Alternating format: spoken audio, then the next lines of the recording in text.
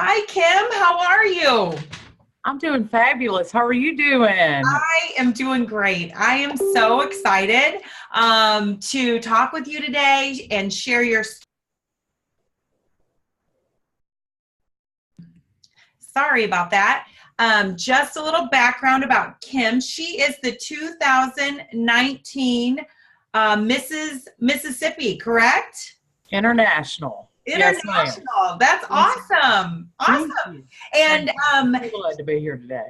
I'm so happy to have you. And Kim reached out because she's using her platform, Sadie Strong, to really, talk about inclusion and what that means for her and her family. So, Kim, I want you to take it away. Tell us about you and why you are so passionate about inclusion. Yes, ma'am. I am Kimberly Mettetal Reed, and I have a daughter that is 8 years old, and she has Down syndrome. We found out at 17 weeks that she had Down syndrome, and she's been amazing. She's been very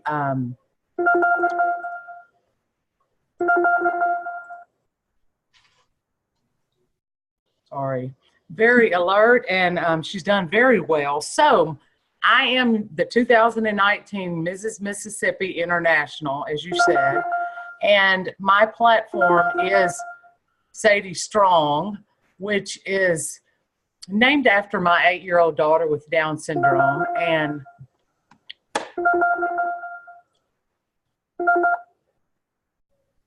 And the purpose for choosing that platform is, of course, for Sadie, but also for other children with disabilities. Because with my platform, part of it is inclusion, another part is secondary education, and of course, healthy habits. With the inclusion piece, the statistics are overwhelming with children with disabilities. And of course, the purpose of the inclusion piece is to raise awareness about inclusion, the children with disabilities. So I am creating awareness for children with disabilities in a world of abilities. Fantastic. That's great. And so, Sadie Strong, is that a nonprofit? I know you talk platform. Like, tell us a little bit about what you do with the Sadie Strong. Yes, ma'am. So what I'm doing with Sadie Strong is I'm going around raising awareness, educating individuals about the inclusion piece, the issue with why these children need to be included, and the reasons for inclusion, because so many times these children are excluded. We felt exclusion ourselves firsthand as a mother with a child with Down syndrome. So the inclusion piece is so important to me to raise awareness. So I am going to different organizations around the state and educating, raising awareness. And of course, my plan after the national pageant in July is to hopefully continue to do this, raising awareness across the nation, as well as I would like to go internationally and raise awareness, because the statistics, again, are overwhelming as far as the inclusion piece. And we need to make sure these children are involved. And inclusion doesn't just cover education. It also covers job placement, work. It also covers disaster. We don't even think about inclusion with disasters if we're prepared for disasters with disabled individuals. So there's so many pieces of the inclusion puzzle, and it's very important for people to be aware and know what is out there and what is available. Sure. And I love that, because obviously you hit a hot spot. You know, there are so many different areas in our world that do need more inclusion. And, you know, I was one of those people. What about advertising? And, you know, I firmly believe that, you know, the most influential voice in the world can change the future of the disability community. So I love that you are zooming in on those other areas that maybe people aren't necessarily talking about, and, you know, raising or highlighting that it's so important. When I received your note, it hit me because for two reasons. One, your platform, right, is beauty, and beauty tends to go hand in hand with advertising and media. So I loved that you're using that platform to use your voice and your passion for your daughter. So tell me about that. Like, what does that look like, being that you are in kind of a role of beauty, right? And, you know, do you use that in your conversation? You know, different types of beauty, different abilities when it comes to beauty. How do you utilize that?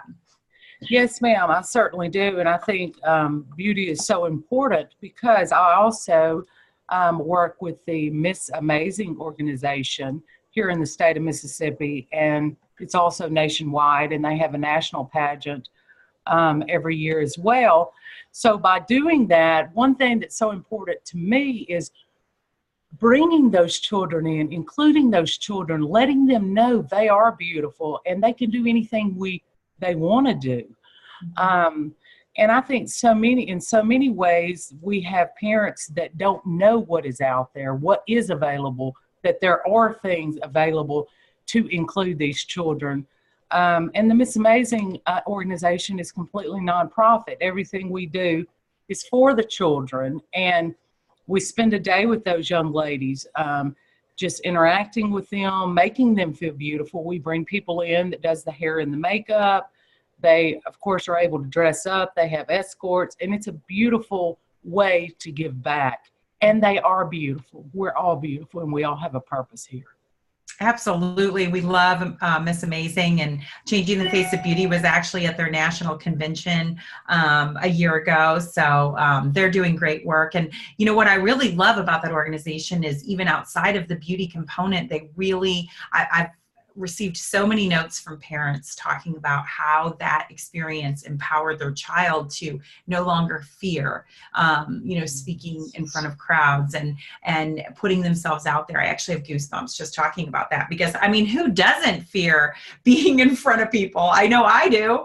Right. And imagine, you know, with a difference or a difficulty speaking, you know, that just adds to it. And I love how that organization is helping young women overcome that. That's just an amazing thing. So I love that you're a part of that. That's fantastic. Yes, and it is wonderful. It's such a beautiful thing to see the smiles on those little girls' faces.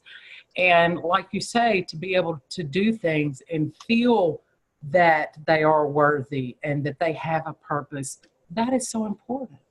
It is so important. So, yes. Absolutely. And I know the other thing that struck me in your note was that you had said that you had dealt firsthand with some situations with your child, you know, because of her disability. And so I was wondering if you could just, you know, kind of go down to being a mom, you know, and how that felt. So can you explain some of the stories that you've experienced as a mom, maybe at school, you know, where your daughter has maybe not been treated the way that you know, would like her to? Yes, certainly. And I appreciate you offering me that. With my child, you know, I'm a nurse practitioner, a psychiatric nurse practitioner, and through my years of practice, I always empathized with those individuals. But until I walked in those shoes as a parent, I never knew how it felt or how to handle it really. So as a parent, yes, I have felt firsthand with Sadie having rejection. Sadie, one time we were doing an activity, swimming lessons, in fact, that she was in with some other children that are not inclusion children. And the lady called me and said, "Can you please come get your daughter? We can't offer her swimming lessons." And I was so hurt, and I felt so bad for her because she felt rejection. I felt rejection, and trying to make that better for her is so difficult, and it's so hard, and explaining it to her. So, but I understand from the lady's perspective too. She didn't know how to handle Sadie, and I do understand. But also too, being places, society accepting these children. That's one thing that is gaining more insight, and I hope it continues to, because so many times, you have children that don't understand, that may look, or adults that say, poor baby. We've had an adult say, poor baby, and, or I'm sorry. And our thing is, we don't want you to be sorry or say, poor baby. Our baby is thriving. She has a beautiful world. And everything through her eyes is absolutely beautiful. And as far as school, yes, we've had to make some decisions because she does have an IEP. And of course, you have to be on top of that as a parent, which route to choose for her, regular ed or the other track. And by the 9th grade, you have to make that determination which route you're going to go. And of course, our goal with Sadie is to go on to the next level, to college. So we want to head towards the diploma track. So it is very difficult in making sure that your child gets those resources and the things she needs in the early education piece, as well as you move on into the older education part. Right. So I noticed that you said that you feel like things are changing out there, when you are out in public and out, with your family, enjoying life. Tell me how you think those things are changing. Are there less stares, less awkward, scenarios? Tell me a little bit about that. Yes. We go places now, and of course we treat Sadie no different. We don't want anyone to treat Sadie any different. So when we go places, when we are at college football games, high school football games, we allow her to participate just like every child is allowed. And Sadie is accepted. The children are understanding, and she's the superstar, which I love because they're not treating her different. We're allowing her to interact. So they're seeing that she can do things just like they can, which is so important. And I think it's the raising awareness and allowing Sadie to be there, or another child with a disability to be there, that they're not different, because they're not.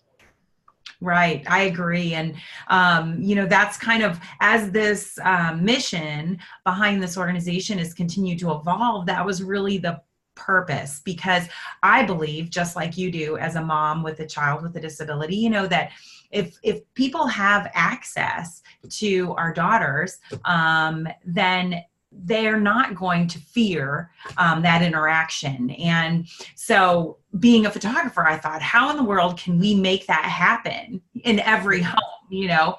And obviously our kids' faces are in those phones, they're on those computers, they're not even necessarily in the newspaper and magazines anymore. It's that screen time. And, if they see our kids every day, then it just doesn't seem as different as it did maybe, 5 years ago. And I have to believe that things have changed drastically in the last 5 years. How old is your daughter? I do too. Sadie is 8. Okay. So yes. Yeah, you remember before. I do. Yes. And it's been amazing to watch, over the years. Like you say, I think that people are accepting better, and we're raising so much more awareness, which is what it's about. We have to do that. Right. For our children. Yes. I always say the face of disability is constantly evolving. We know more, we do more. That's just the natural progression. And I remember wishing that my daughter would be just as good as XYZ, and that parent saying, hey, just so you know, your daughter's probably going to surpass my child because we know more, we do more. Things are changing, and it's because of moms like you that are in positions that have the opportunity to speak out. And so I commend you for using that platform and really pushing people that might not necessarily be comfortable talking about differences, because once we talk about it, it really isn't as scary as it seems on the front end. So, And that is true, that's yes. great. That's really great. And so, Sadie Strong is kind of like a phrase. It sounds like that's what builds the fire in your heart. Yes, yes, and it does, absolutely. It's, these children are beautiful, and not just my daughter, all of them, everyone that I come in contact with. And Sadie cheers on a cheerability team, and I love those children just like they're mine. They smile, they interact, they're just amazing.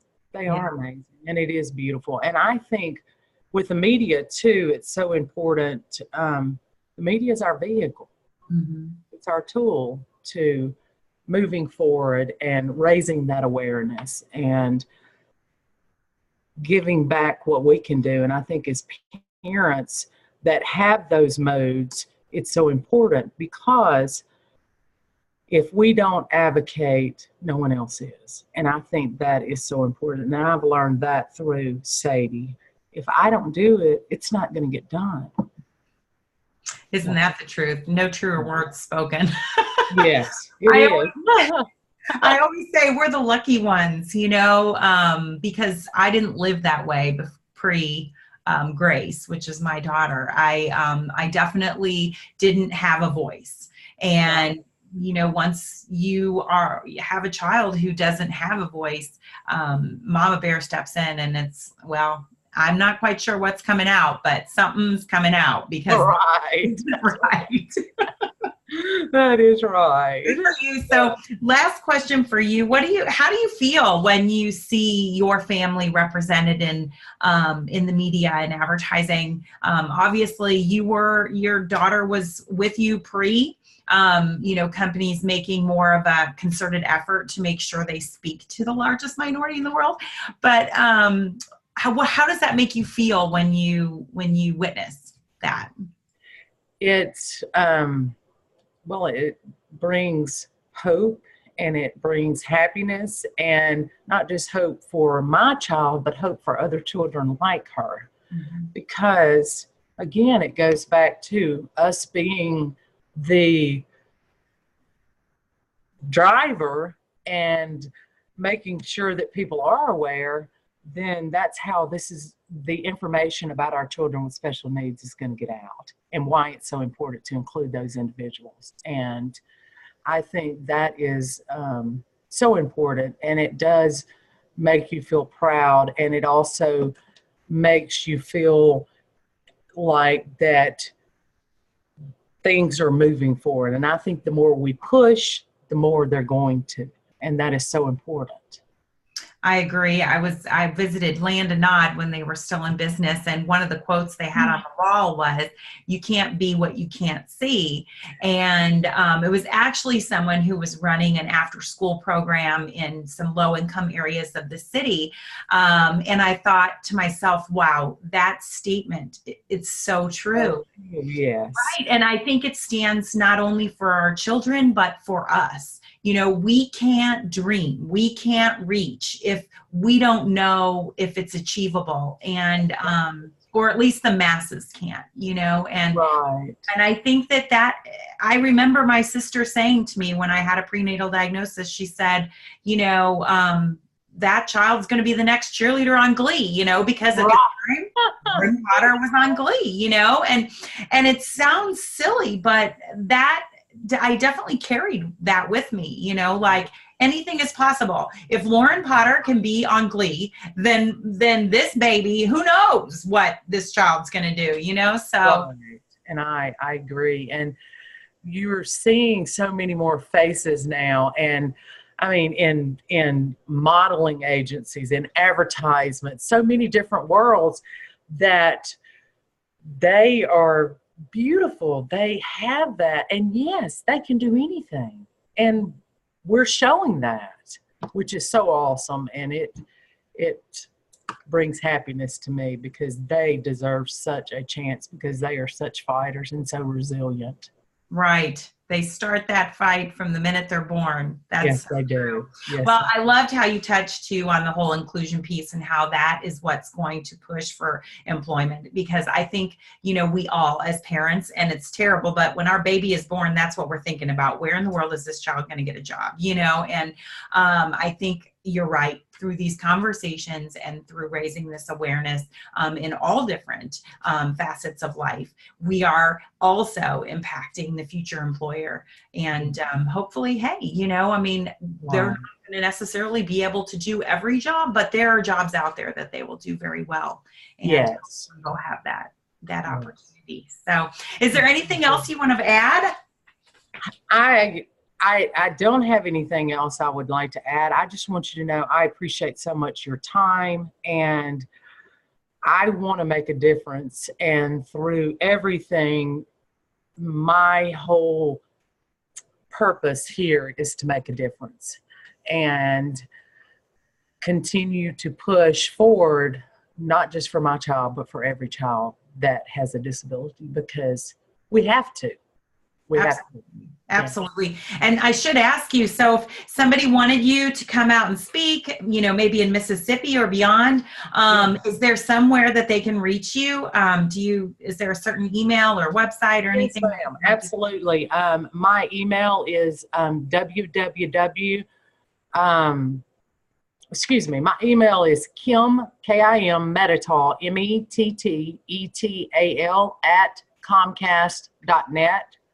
I'm also on Facebook, and it's Facebook Ms. or Ms. and it's MRS Mississippi International 2019. And I'm also on Instagram, and it's Miss Mississippi International 2019. And I would love the opportunity to come share. And I think that's what it's about, is having a voice and getting out and raising awareness. We've got to continue to push as parents and as advocates.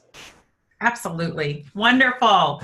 Well, it was so nice to meet you, Kim. You have a beautiful family. I loved all the pictures that you shared, and I'm going to try to share them through our social. So thank you. Thank you for taking your time out. Thank you for using your platform, and I'll be watching. I can't wait to see where you guys end up. You've got lots of. Ma'am. Thank you so much for your time today, and I look forward to continuing to follow Changing the Face of Beauty. I think it's an awesome thing that you're doing as well. And again, we just have to keep pushing. So it's so important. Absolutely. Absolutely. And this organization, believe me, it's here because of people like you. You know, it's a magnet. It constantly brings good people together to really push a real influential industry. So yes. I appreciate you. Thank you so much. Have a great afternoon. Bye-bye. Bye-bye.